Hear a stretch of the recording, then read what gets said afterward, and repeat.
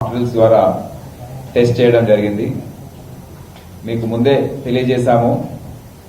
ఆ 4 ప్రాంతాలు గోల్కొండలో నానల్ నగర్, సికింద్రాబాద్లో షెనాయ్ ట్రేడింగ్ సెంటర్ దగ్గర ఆ ప్రాంతం, చంపాపేటలో ఒక ప్రాంతం, ఇంకోటి కంచన్బాగ్లో. ఈ 4 ప్రాంతాల్లో police, traffic police, law and order, medical and health services, fire and disaster management, NDRF, SDRF, revenue, GHMC, municipal administration మరియు ఇతర డిపార్ట్మెంట్స్ చెందిన అధికారులు, ఎనర్జీ, ట్రాన్స్కో వారందరూ కూడా ఆ ప్రాంతానికి తరలి వెళ్ళి అక్కడైతే ఎవరైతే ప్రాణాలు కోల్పోయారో వారిని షిఫ్ట్ చేయడం, ఎవరైతే ఈ దాడుల్లో క్షతగాత్రులయ్యారో వారిని అక్కడ నుండి స్ట్రెచర్స్ పైన తరలించడం, ఎక్కడైతే ఫైర్ అంటుకుందో, మంటలు అంటుకున్నాయో అక్కడ ఫైర్ టెండర్స్ ద్వారా ఆ అగ్నిని అక్కడ కంట్రోల్ చేయడం అనేది ఈ అన్ని చర్యలు కూడా తీసుకోవడం జరిగింది.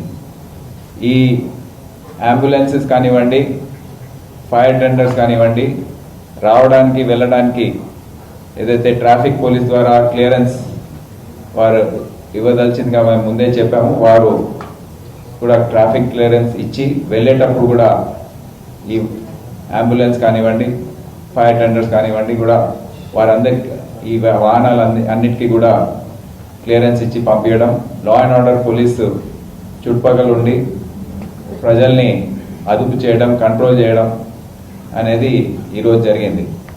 మెడికల్ అండ్ హెల్త్ సర్వీసెస్ ద్వారా అక్కడ ఫస్ట్ ఎయిడ్ అందించడం, ఎవరైతే క్షతగాత్రులు అయ్యారో వారిని కాపాడుకోవడం, స్ట్రెచర్స్ పైన షిఫ్ట్ చేయడం ఎన్డీఆర్ఎఫ్ ద్వారా, ఫైర్ డిపార్ట్మెంట్ ద్వారా జరిగింది. సో ఇదంతా కూడా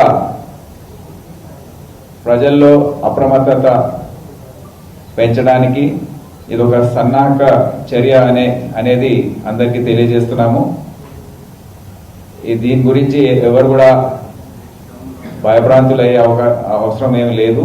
ఇది జస్ట్ ఒక ప్రికాషనరీ మెజరు, ఒక ప్రిపరేటరీ మెజరు, సన్నాహక చర్య.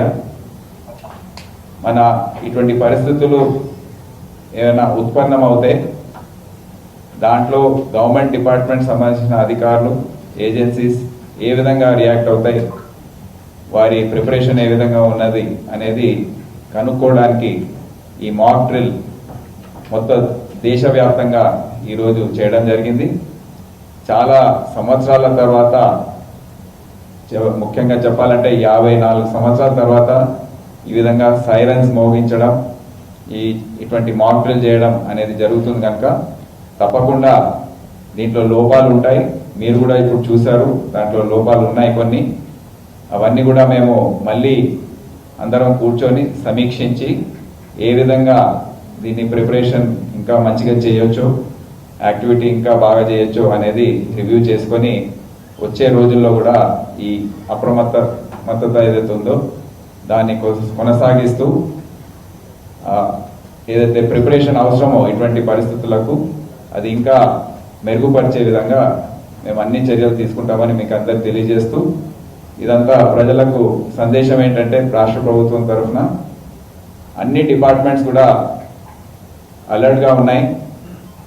గవర్నమెంట్ ముఖ్యమంత్రి ఆదేశాలు జారీ చేశారు, అందరి లీవ్స్ కూడా క్యాన్సిల్ చేశారు, అందరు కూడా పూర్తి స్థాయిలో డ్యూటీస్లో ఉన్నారు.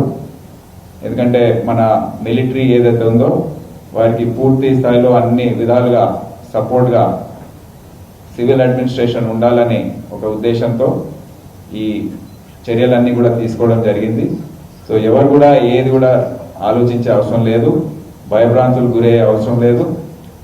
అందరు కూడా అలర్ట్గా ఉంటే కూడా సరిపోతుందని తెలియజేస్తూ, పరిస్థితులు ఏ విధంగా ఉన్నాయో అందరు కూడా పత్రికల ద్వారా, టీవీల ద్వారా, సోషల్ మీడియా ద్వారా తెలుసుకుంటారు. ఫేక్ న్యూస్ ఏదొచ్చినా నమ్మవద్దని కోరుతున్నాము. ఫేక్ న్యూస్ కంట్రోల్ చేయడానికి కూడా మేము అన్ని విధాలుగా చర్యలు తీసుకుంటున్నాం. కానీ ఎవరు కూడా అబద్ధాలు తప్పుడు వార్తలు నమ్మవద్దని ఏదైనా